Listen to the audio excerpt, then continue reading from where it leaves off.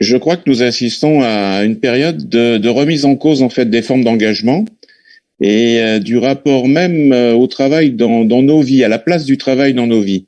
Je dirais que nous assistons à une remise en cause de la centralité du travail dans nos existences et que nous avons tout intérêt, avec ces effets de la crise sanitaire et puis ces mesures de plus en plus amplifiées de travail à distance, nous avons intérêt à accepter la coexistence des modèles d'organisation. C'est un point sur lequel je voudrais insister rapidement. Nous venons peut-être, un certain nombre d'entre nous, d'un modèle de la loyauté hiérarchique pyramidale dans lequel les mots forts sont l'abnégation, le sens du devoir, le mérite, le statut acquis de haute lutte. Et à ce moment-là, on place au centre de son existence, parfois sans s'en rendre compte, trois grands piliers: la famille, le travail et les amis, et tout tourne autour. Ce modèle, en fait, en quelque sorte, concrétise le modèle du centre. On échange une sécurité de parcours, dans le meilleur des cas, contre un très fort investissement professionnel.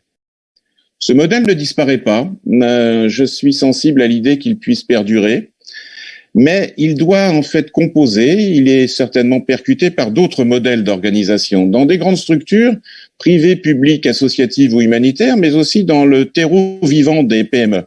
Deuxième modèle d'organisation, l'employabilité. La personne que tu souhaites recruter rentre dans ton bureau et te dit, avec un joli sourire bienveillant en fin d'entretien: de toute façon, vous savez, je ne resterai pas longtemps chez vous. Là, le mot fort, c'est le contrat. Et on négocie âprement les droits qui sont les nôtres. Et on est de passage. Et la carrière, pour la population cadre, par exemple, est faite par les chasseurs de tête et la réputation qui est la nôtre tout au long de son parcours. Troisième modèle d'organisation, la communauté de métiers. Et là, c'est le fait d'être identifié comme un talent dans un réseau professionnel qui fait ton parcours. On peut penser à des personnes dans le secteur de l'informatique. On peut penser à l'univers des avocats, des experts comptables, des architectes.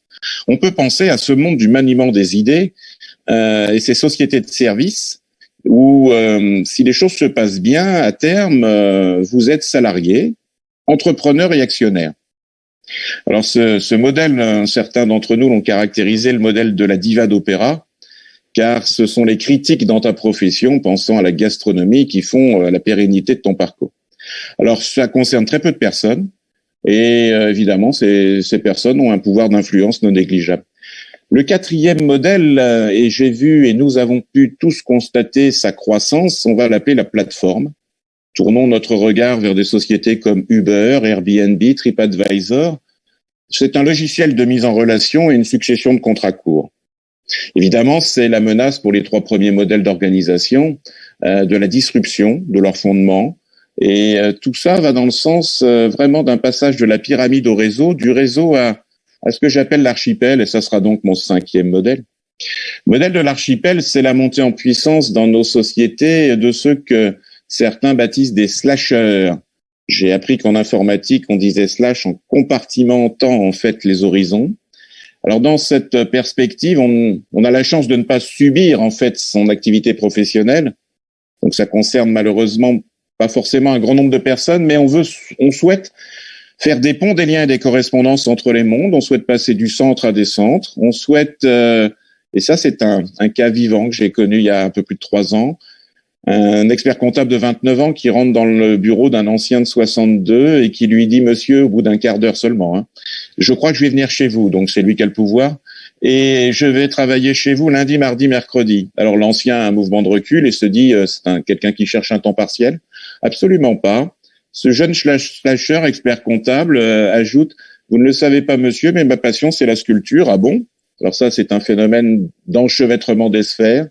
Le hors-travail pénètre le travail. La passion, en fait, s'associe à la raison ou à l'esprit de raison. Et le vendredi, monsieur, pour donner un sens à sa vie, je distribue des repas dans une association humanitaire. Là, ce court épisode concrétise, illustre notre futur, c'est-à-dire en fait la volonté chez un certain nombre de personnes dans notre société d'avoir différentes vies professionnelles en même temps. Ces 5 modèles d'organisation, on pourra en ajouter d'autres en tournant notre regard vers l'économie de l'informel, le don, le contre-don, la réciprocité dans des économies non marchandes. Ce qui est certain de mon point de vue, c'est que nous ne devons pas en fait tourner des pages pour comprendre le monde. Nous devons utiliser ces pages comme des calques et les superposer pour parvenir à tout simplement une objectivation, peut-être un semblant de vérité. Au final, j'ajouterai un point, l'entreprise sera apprenante, l'organisation sera apprenante si tous les acteurs sont concernés, si les dirigeants ou l'équipe dirigeante sont exemplaires, mais surtout si nous montons en compétence les premiers niveaux d'encadrement. Et si nous faisons la part belle face à cette société en archipel, à une capacité de toutes et de tous à s'étonner volontairement, à distancier notre regard et à suspendre nos jugements. C'est une question d'éducation et je sais que Sol y est très attaché.